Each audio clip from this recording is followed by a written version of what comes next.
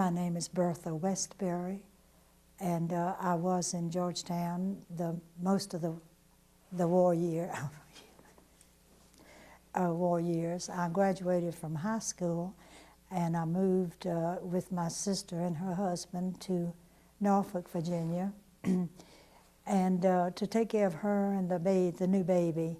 And I did that, and then it was time for me to go to school, and so I started business school right there in Norfolk. And my sister and her husband moved down to North Carolina for further employment, and then I was left alone. So I began my life with an apartment and two roommates, two female roommates, and there I stayed until I finished school a year, and then I came back home and met a man a few blocks away from my home, and we struck up a relationship, and in 2 years I was married.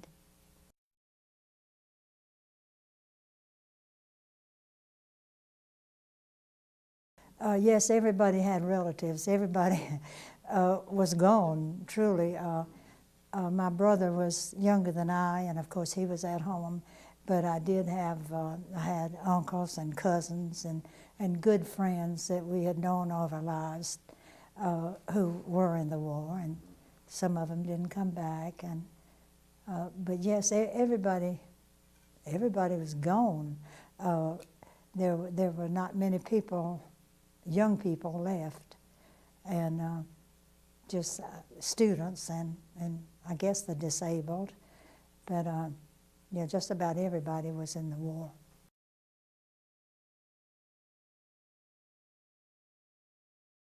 December the 7th, 1941 was Sunday, of course. We all can never forget that date. And it was just a shock to everyone. We heard it on the radio, and we had just a battery-operated radio, which didn't always work like it should have, and it was scratchy, and you'd hear something, and you weren't quite sure what you'd heard. But then we realized, and the older people talked about it, we realized what it was. There was a person at our home who was in the military, the Navy, and of course there was the announcement that all military returned to their home bases immediately. And I can see him now running down the road with his hat swinging in the air, and he was trying to get back to his base. It was that's a sight that I'll never forget, to see that young man running and anxious to get back to where he should be. I had nothing to compare it with, so it really didn't mean a whole lot to me. It was a bad time. The military was called back to their bases, but I had no idea of what lay before us and the seriousness of the whole thing. I had been secure in a home situation where I was taken care of, and I didn't know about all those things, and so really it meant nothing at the time. It wasn't long before we realized, and I realized, how terrible it was. The war affected my life in that it was just a different world. All of a sudden, things had changed, and we were signing up for ration books, and people were volunteering to be wardens, and it was just a new phase that we had never experienced before, and consequently it was sort of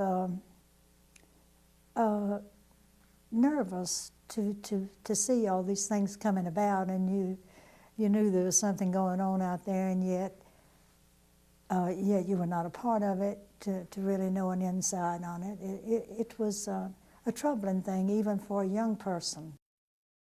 Living on the coast during the war really affected us more, I would imagine, than other places, because there was the danger of submarines always, and we had Coast Guard and Naval installation here,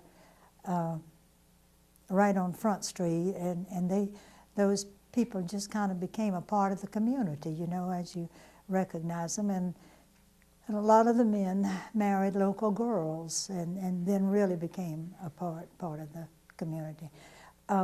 We had distinguished people here during the war, and then we had a group of, I don't know how many, but Marines who were guarding the people. The president was here, and Bernard Baruch, and different places, like people like that we would see on the street, and were just you know, taken aback with such celebrities being among us. But it was worrisome when we would hear tales about things. The submarines had bread, loaves of bread that were local from a bakery, and that kind of thing. You know, it was just a troubling time. We had special window shades that were positively blackout, and you could not even let a sliver of light through, because from the air that would have been distinguished immediately, and would be an object for bombing, I guess. But yes, we did have blackouts, and when you went out, the streets were dark, and then you didn't even have, you couldn't even have a flashlight. I mean, it was totally black. And now when the lights go out, we panic a minute, but then we know they're going to be on in the next minute, and all is well. But to think of walking a distance in the dark was strange. And we were walking in the dark because, as you know, gas was rationed, and it was really rationed, to the point that if you were fortunate enough to have a car and to have tires and gasoline for it, you had to be very cautious with the driving that you would do. We had wardens that patrolled the streets to be sure that was. Now, we didn't have that as much as they would have in a city, because we were just a small town and kind of rural, really. And so, as far as I know, there was not any problem with that I can recall. People just did as they were supposed to do in those days. And we were happy to do it, because we knew we were a part of the effort. Just about everything that I encountered was rationed. Food was rationed, and I remember particularly that canned milk was terribly rationed. The grocery people would save the milk for people who had babies, and then if there was any left, then you could get some of that cream too. But that was a real rationing point.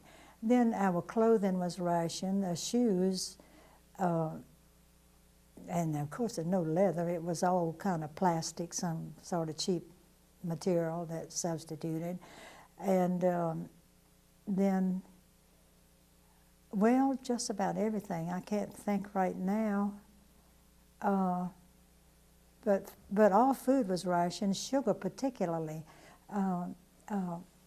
We learned how to use molasses and applesauce and different things as a substitute.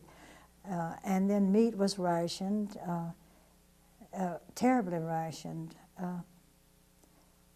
That's about the food. I think vegetables and all were probably local and maybe grown in this country, but we didn't have many vegetables. But food particularly was rationed. Everybody had a ration book. In fact, some of us still have those ration books as souvenirs of the time. And when you use a ticket for a pair of shoes, well, the ticket was taken and you got the shoes, and everything was that way. The food stuff that was rationed, we did the stamps for.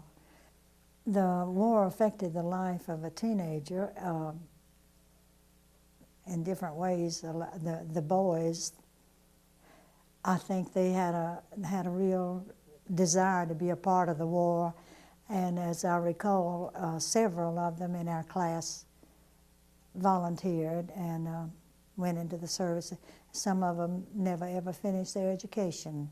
That was the end of it. They then came back home and started earning a living and marrying and that sort of thing. They missed that part of being a young adult. Well, we just lived from day to day. And in those days, in my days, not many students went on for higher education. It was an elite group that had the finances and the ability to do that. Most of us were not. And it affected your life because, well, it took 4 years out of your life. You were just on hold until things settled down and you could get back to living a normal life with a give and take with the opposite sex and marriage and on from there. The music of the day was certainly different. It was lively, but it was not as we see it today. I can't tell you that it had a tune, and even as I recall, working in a drugstore, and they had a jukebox. We played records and things. I can remember Rigoletto on that jukebox, and of course that was not the most popular thing. It was a kind of a classic, but it was still something to live with and to enjoy. The music has changed so until I don't even know that it's music in this day and time. But each generation has its own music and dance, and so this is for them. We had ours. Well, patriotism during this time was at an all-time high. Everybody was patriotic. You just did not even think about doing anything that would detract from winning the war. It was that was on everybody's thought, was what can I do? And when we washed out the cans, that the vegetables came in, and we took the bottom and the top off and put a width in it and closed it up tight and made a nice little stack of it. It was just a good thing. When we recycle now, I'm thinking this stuff I've got to carry to the curb, and I feel real put upon when I have to do that. But in that, of course, the years make a difference too. I was pleased to do that, and I did it with love and affection and wanting to do it, as did everybody. It was just the way things were. That everything was rationed. Yeah, the ABC, you had to even have. You even had to buy your spirits with a ration ticket. You know, I was not involved in that, however. I'm a little bit young for that. But yeah, car tires were rationed, and everything, anything worthwhile was rationed, believe me. Everybody listened to the news daily, and I'll never forget that there was a real old man lived next door to us, and he was really hard of hearing, and he would come every day at 6 o'clock to hear the news, and then he didn't know what he had heard, and we'd have to talk about it and tell him what we had heard on the news.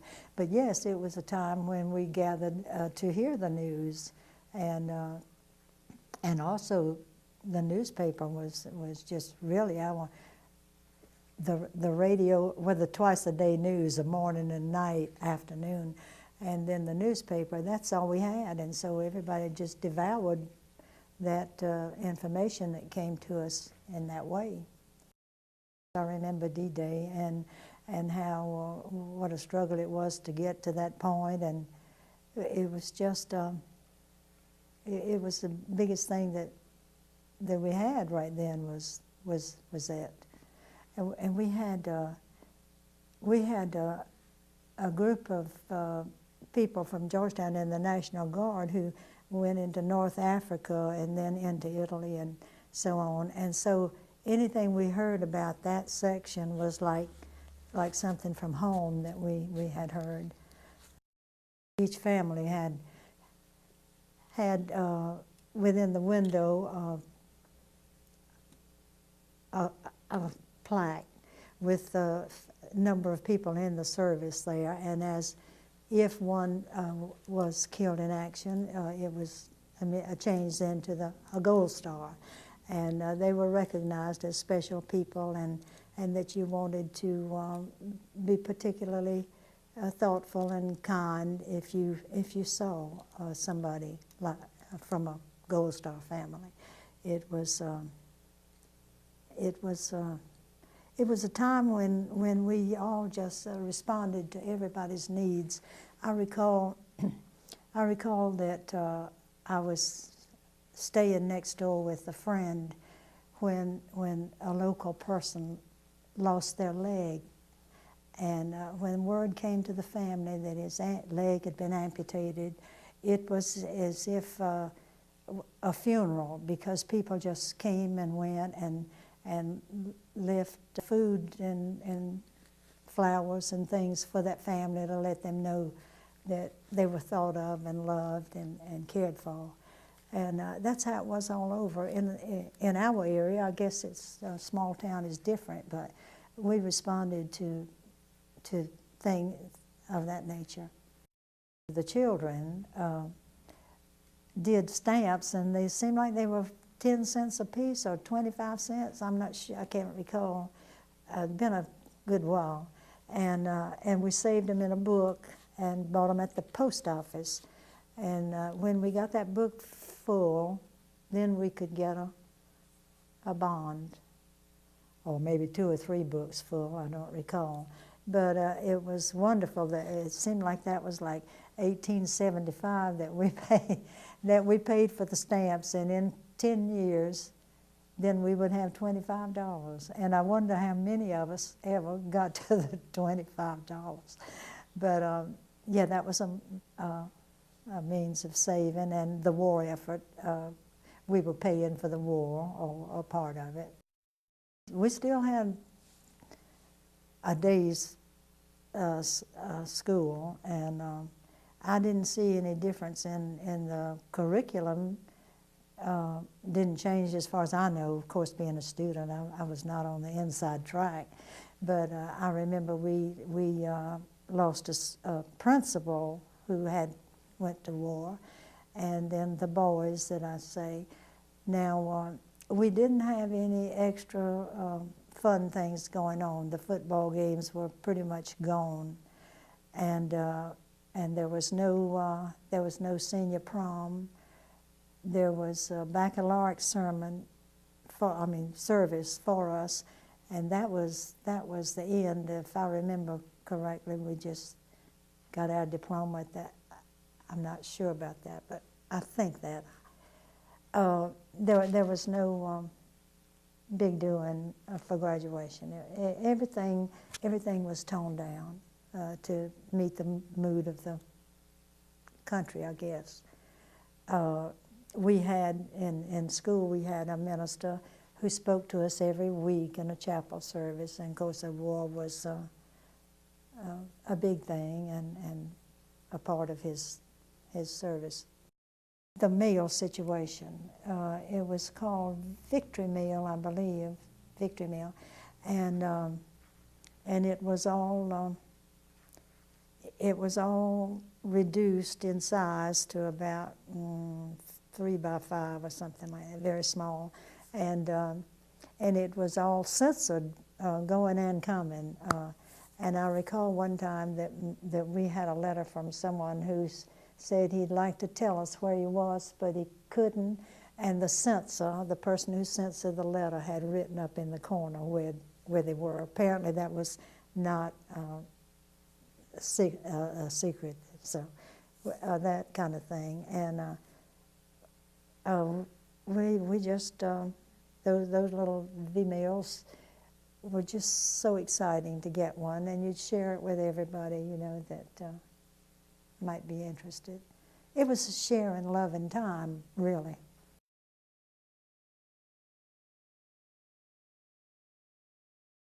It was exciting. We weren't really in an area where there was a lot of explosive happiness there, but I can remember when the boys started coming home one at a time. It was such an exciting time. It was like Christmas all over again, as they would come home. If you remember, they wore an insignia on their uniforms, and they called it the ruptured duck. Now, where that came from, I still haven't figured that one out. But they would still be in uniform, of course. It's also quick, and with a little thing you could realize that they were out of the service now. And it was just a hilarious time. Everybody was so happy as one would come and then another one, and those that had seen one of them last month or last year or something, you know, it's just a real homecoming. It's what it was like.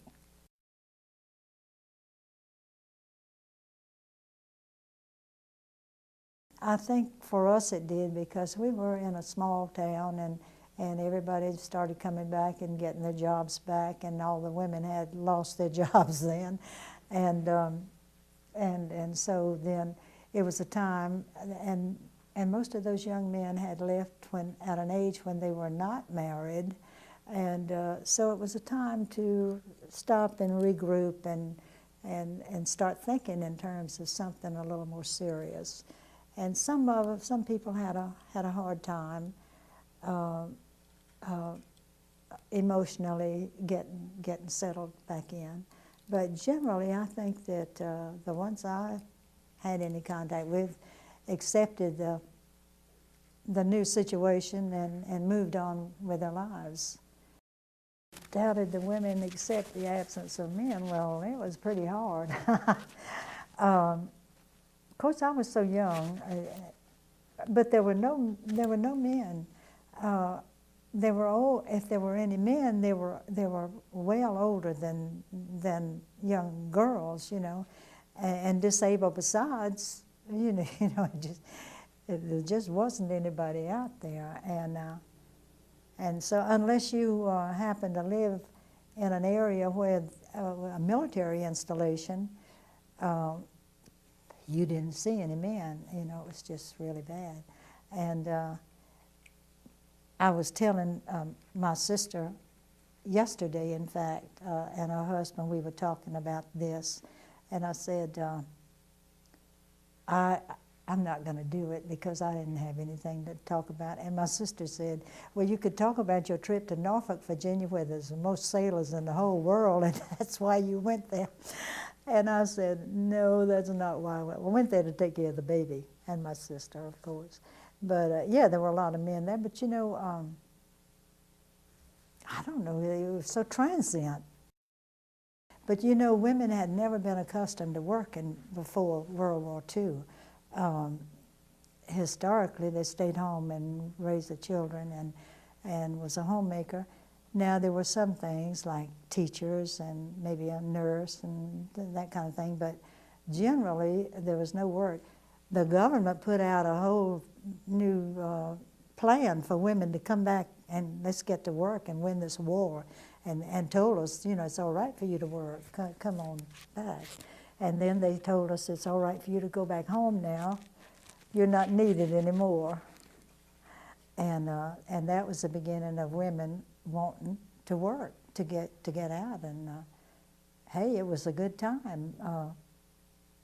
It gave us an independence that we'd never had before, and as we continue today, we wanting more independence, you know, and want to be president, you know. So yeah, it was an awakening for women. It changed the structure of our country, really.